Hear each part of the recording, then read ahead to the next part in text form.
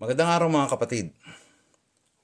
Tayo po ay nasa pamanahon na inaalaala mga tagubilin at mga ginawa ng ating Panginoong Hesus para sa atin.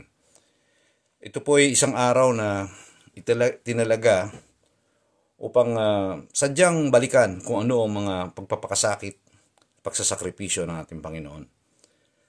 Sa pagkakataon pong ito, iniatang po sa aking balikat ang ibahagi sa inyo ang 2 sa 7 wika ng ating Panginoon. Ang una po ay ang katagang, Ama, patawarin mo po sila sapagkat di nila nalalaman ang kanilang ginagawa. Mula po diyan sa katotohanan na nariyan sa nabanggit nating Panginoon, hindi po iyan ginawa ng ating Panginoon para talagang patawarin sila ng Panginoon. Hindi ko nakikitang ganun.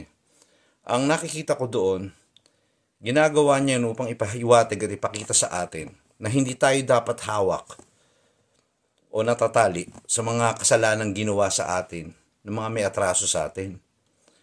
Doon po, makikita natin, hindi naman po pwedeng sabihin natin nakakalimutan ng Panginoon na kung sino ang pagkakilala niya sa Diyos. Ang pagkakilala niya sa Diyos ay isang Diyos na mapagpatawad, isang amang mapagpatawad. At yan ho ang isinasalarawan ng Ama sa kanyang parabola patungkol sa alibughang anak.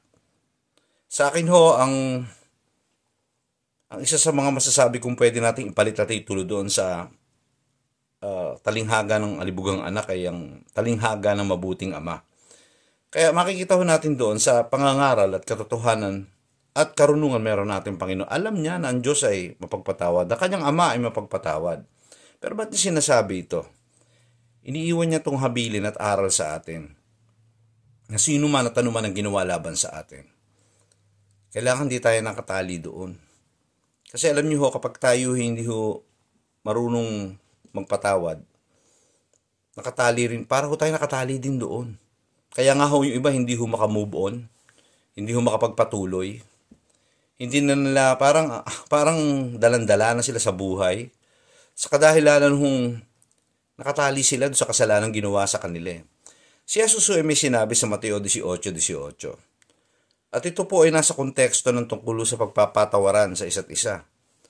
Makikita niyo doon, sabi niya, kung ano man talian niyo dito sa lupa, tatalian sa langit.